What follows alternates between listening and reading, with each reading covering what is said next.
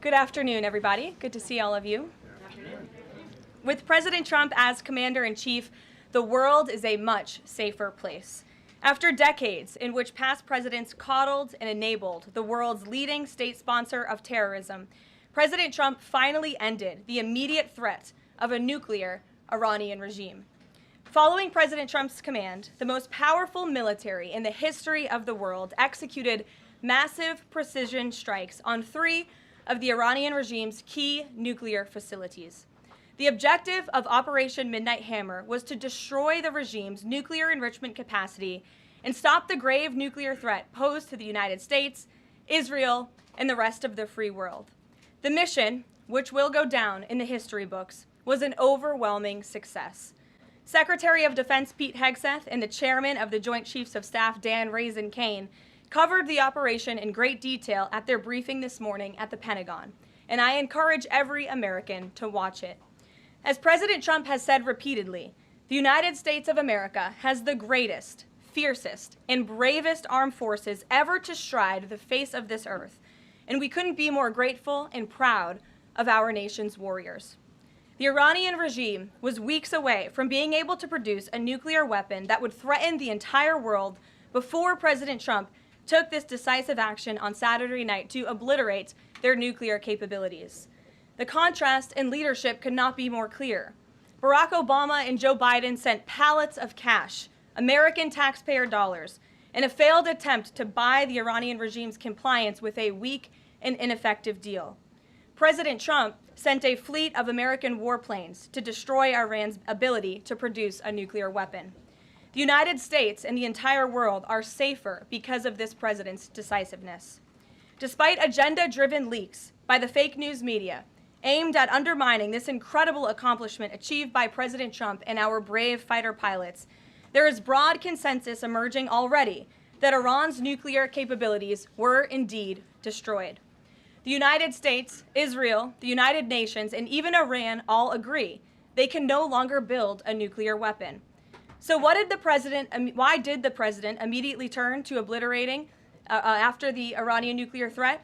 Securing peace. Within 48 hours of the devastating strike, President Trump and his team brokered a historic ceasefire between Israel and Iran and officially ended the 12-day war.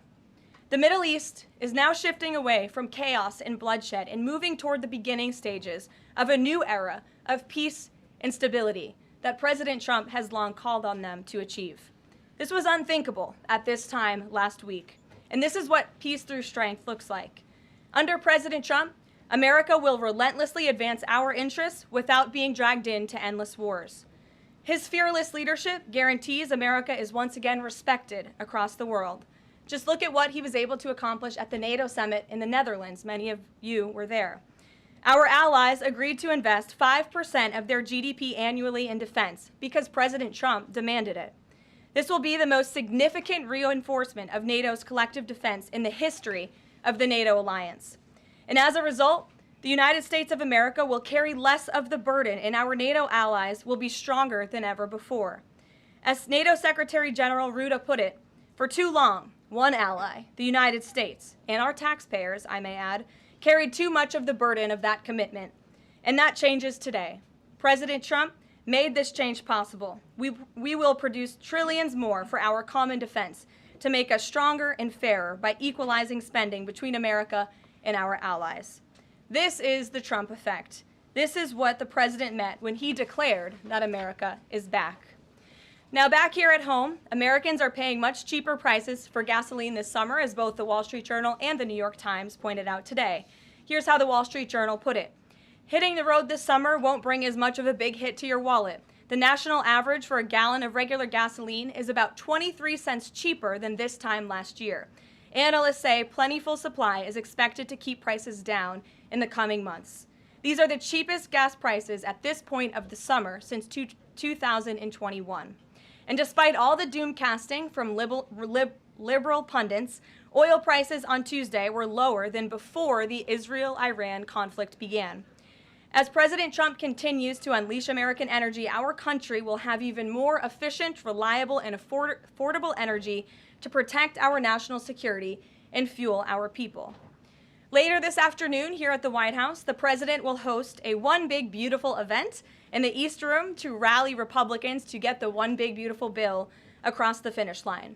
At that event, he will be joined by everyday Americans from across the country who will massively benefit from the common sense policies and provisions within this bill. This is the largest tax cut for working and middle-class Americans in history, and it's going to put more money into the pockets of hardworking Americans. Families will see an average increase in take-home pay of more than $10,000 per year. Americans earning between $30,000 and $80,000 per year will see a 15% tax cut. Overtime and tipped workers will save thousands of dollars annually. And our amazing seniors will receive historic financial relief by reducing the tax burden on their Social Security benefits. Simply put, this bill is going to unlock the golden age of America. And we look forward to continuing to work with the Senate and the House to see this bill on the president's desk for signature by Independence Day. Here in our new media seat today, we have Colin Anderson with the Washington Free Beacon, who will kick off our question and answer. Colin, go ahead. Thank you, Caroline. We reported yesterday on a briefing from the Israeli defense minister in which she said the U.S. and Israel are working together to monitor any attempts from Iran to rebuild their nuclear program, and also that if Iran was to do so, the U.S. and Israel would work together to once again destroy that nuclear program. Is that aligned with the president's thinking?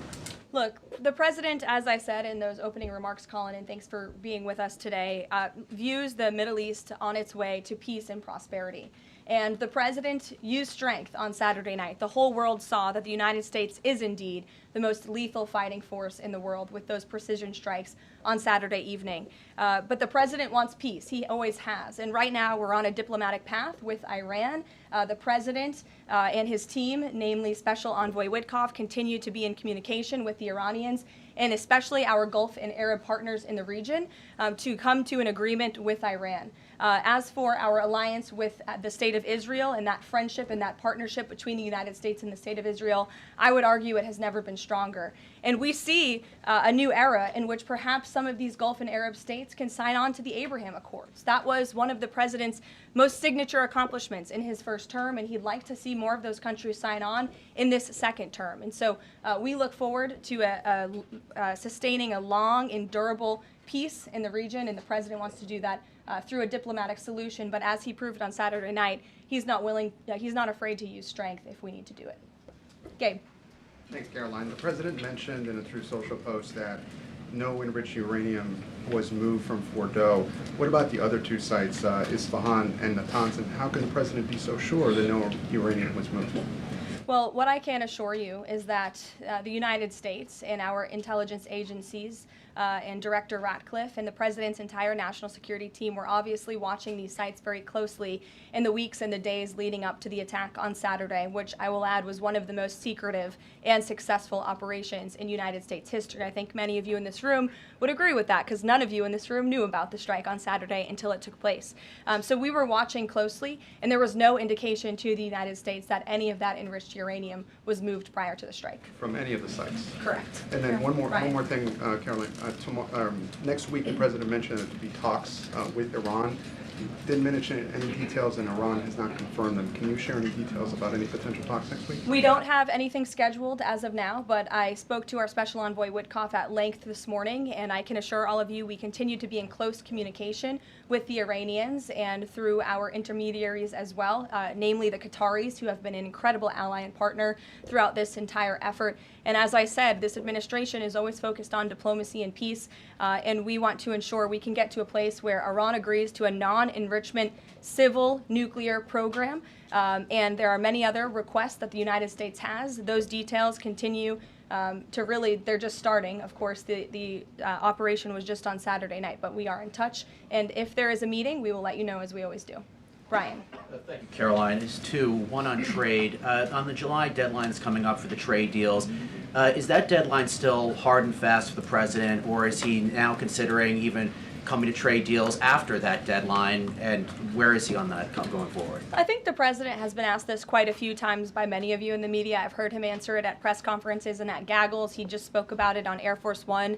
The deadline is not critical. The president can simply provide these countries with a deal if they refuse to make us one by the deadline, and that means the president can pick a reciprocal tariff rate that he believes is advantageous for the United States and for the American worker, and he will continue to do that. But as for the deals, our United States Trade Ambassador, Jameson Greer, I speak to him frequently. He's working very hard, and he has had very good and productive discussions with many of our key trading partners. And on the One Big Beautiful Bill, there's conversations on the Hill right now about the Medicaid cuts.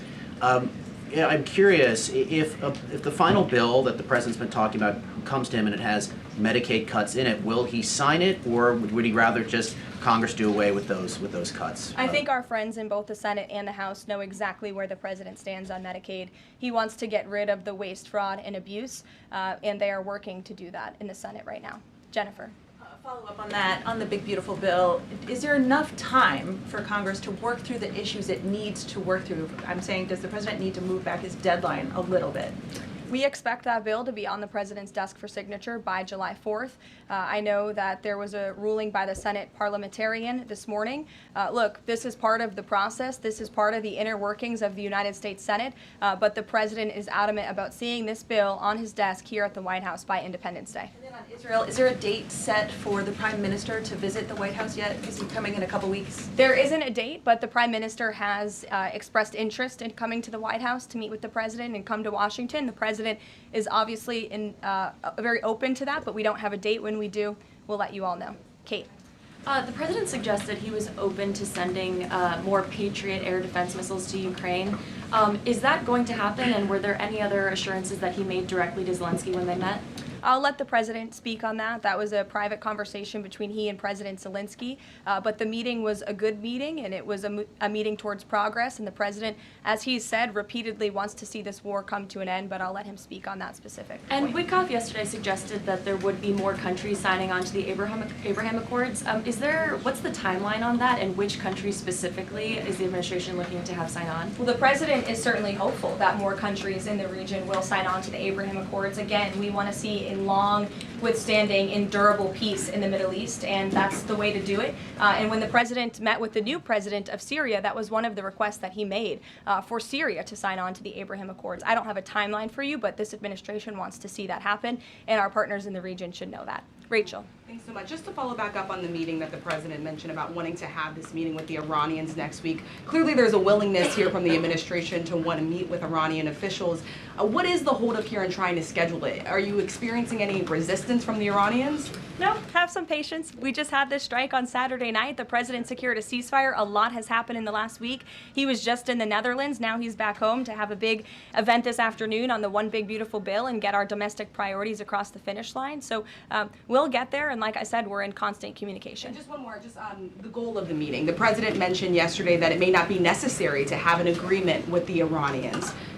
What is the purpose, what would be the goal of this meeting? Again, to continue moving forward towards a long-standing peace in the Middle East. Jordan. Yes, Caroline, thank you. So the president had some harsh words for both Israel and Iran on Tuesday as he was departing from the NATO summit after they both violated the ceasefire. He said, what's your response to Americans who are worried the peace isn't going to last and think that Israel is trying to plunge us into another endless war on their behalf? I think the fact that the president was able to successfully negotiate a ceasefire when nobody thought that was possible, it was a surprise to everyone in this room, it was a surprise to the world, but the president got it done because he wants to see peace in this world. He does not want the United States to be dragged into these conflicts. Again, he's not afraid to use strength if he has to, but the president has already proven he can put America first and deliver on peace at the same time. They're not mutually exclusive goals. And then one more, after Kari Lake, she testified in the House Foreign Affairs Committee on the waste, fraud, and abuse and the rot, really, in Voice of America and USAGF. The president called for Congress to kill it. What does that look like, and is the president willing to sign an executive order?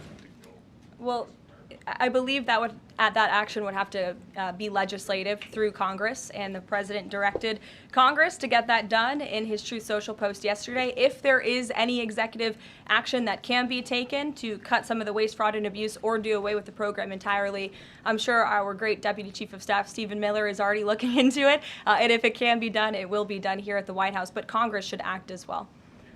To the back. Go ahead. Yes. Okay, Caroline, thank you. The administration has To said the back, that- and then Carrie, I'll come to you.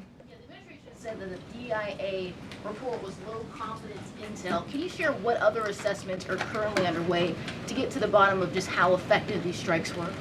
Yes. Well, I can assure you what the CIA director said, that when we look at the entirety of the intelligence that we have to this date, it concludes that these strikes on the Iranian nuclear facilities were absolutely successful. It was a total obliteration, as the president said, and not only does our own intelligence say that, but also the Iranian foreign minister has said that.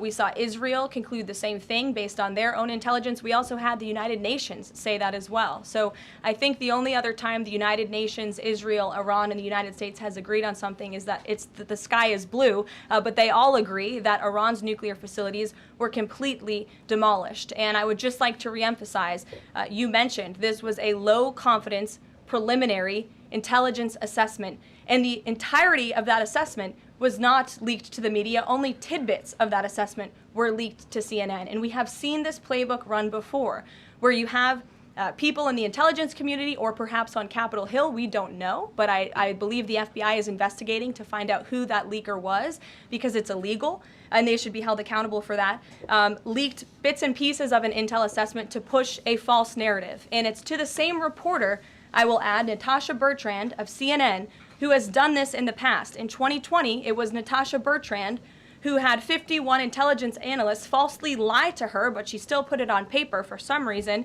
that the Hunter Biden laptop story was Russian disinformation.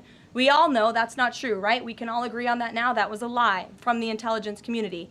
Also in 2020, this same reporter, Natasha Bertrand, wrote that a top intel agency ruled out the man-made lab leak theory of the coronavirus origins. Again, the president was right about that. This reporter wrote a lie from the intelligence community to seek a narrative she wanted to prove, and guess what? We now know that's the truth. Also, in 2024, Bertrand pushed the suckers and losers hoax. She also pushed the fine people hoax, which was taking the president's words purposely out of context. And then last October, and I believe this is notable, Natasha Bertrand published an article in Politico from the intelligence agency. She said that John Ratcliffe was speaking without any evidence when he said Iran was attempting to undermine President Trump's presidential campaign. And then we, of course, found out that was absolutely true. In fact, the Biden administration declassed an intel report which said they had high confidence that Iran had done exactly what Ratcliffe alleged. They did run an influence campaign to hurt President Trump's candidacy. In fact, we know the Iranians tried to take President Trump's life. And so this is a reporter who has been unfortunately used by people who dislike Donald Trump in this government to push fake and false narratives. She should be ashamed of herself. And that's not what reporting is.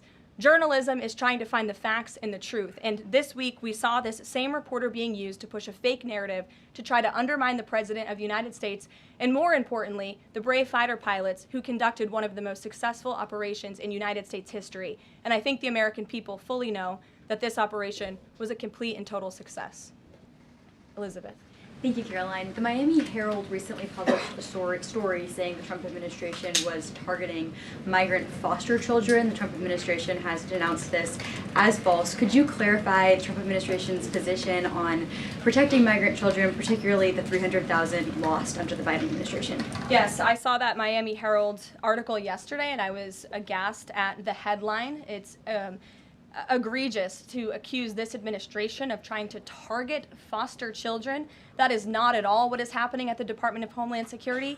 And I learned that the Department of Homeland Security actually tried to work in good faith with this reporter to get this story right, to explain that this administration is trying to protect foster children. We are trying to keep children out of harm's way, even if that means their parents are not law-abiding citizens. We want to protect children, unlike the previous administration, which allowed children to be trafficked, and raped, and in some cases killed because of the open border policies. Unfortunately, the Miami Herald just completely degraded themselves with this report, despite having a full list of facts from the Department of Homeland Security. It's another example of fake news. And the May border numbers speak for themselves. Not a single illegal alien was allowed into this country because of this administration's border policies in the month of May. That means not a single child was allowed into this country, possibly with human smugglers or human traffickers. And we know that was happening at the rate of thousands and thousands of children every single month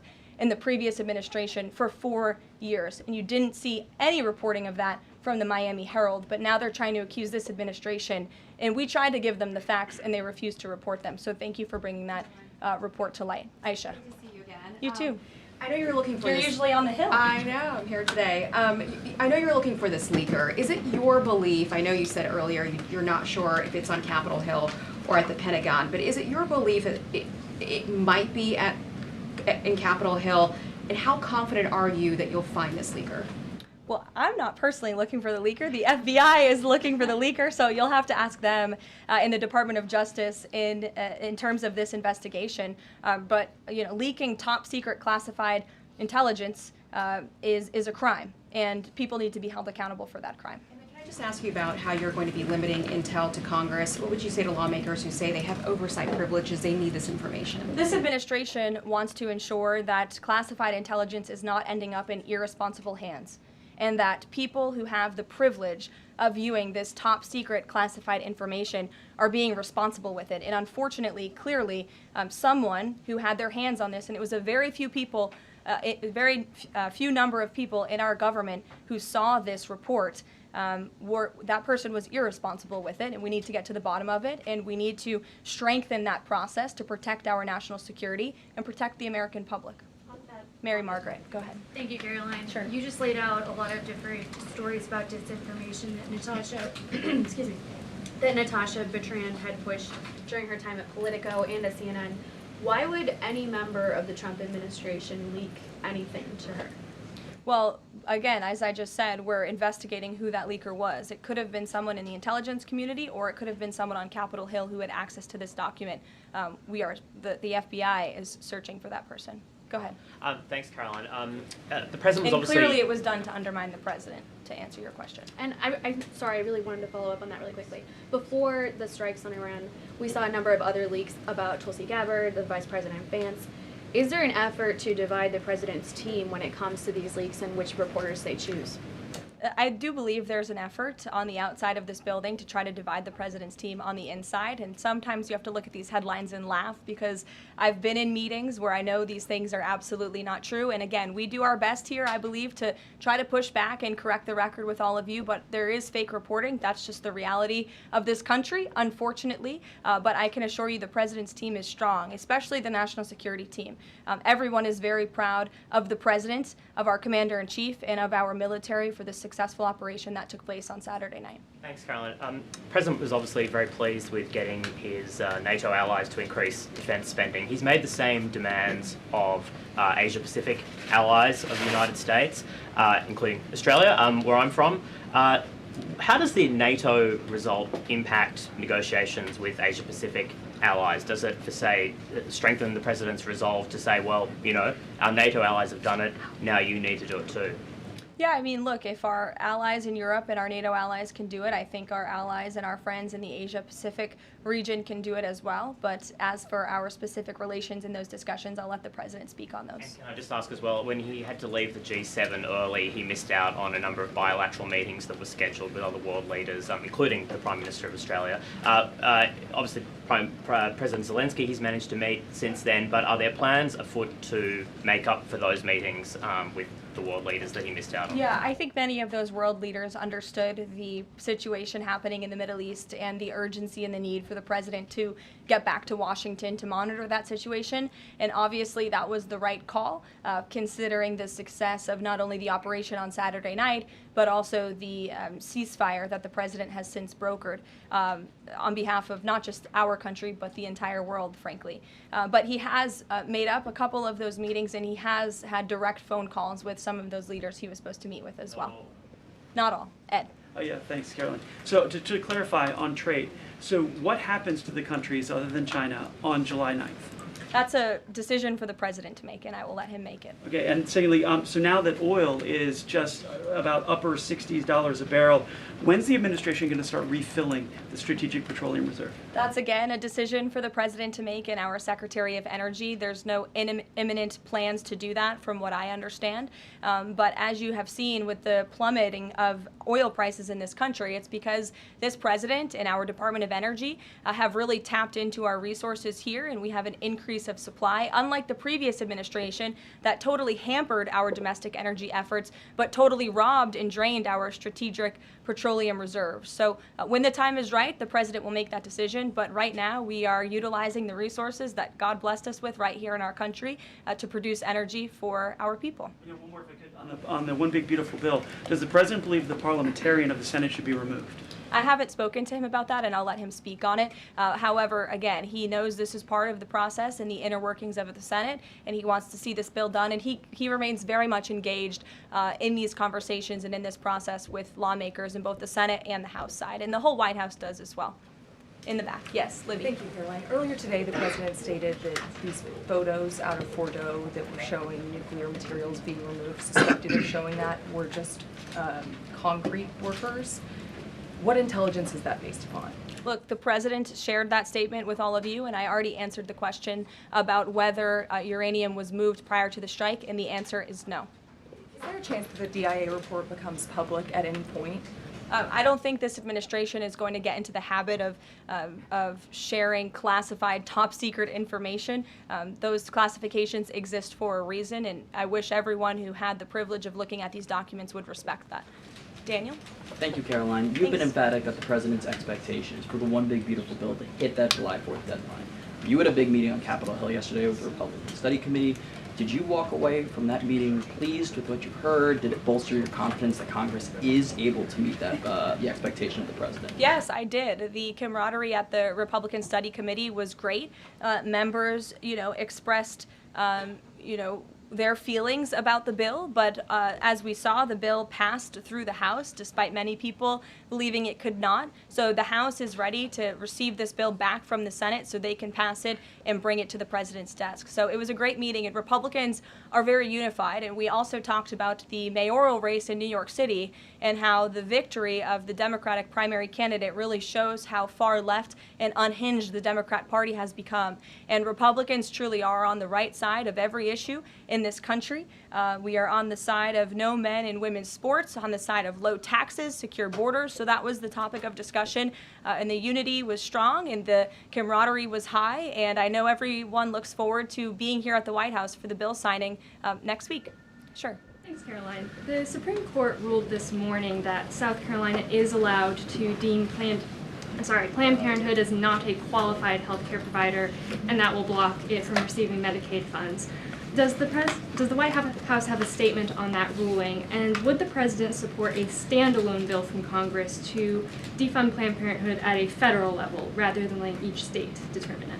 I'll let the president speak on that legislative priority, but as for the Supreme Court ruling, the president has always maintained that Americans should not be forced to violate their conscience and their religious liberty by having their tax dollars fund abortions, and we're glad the Supreme Court ruled on that side today, or yesterday.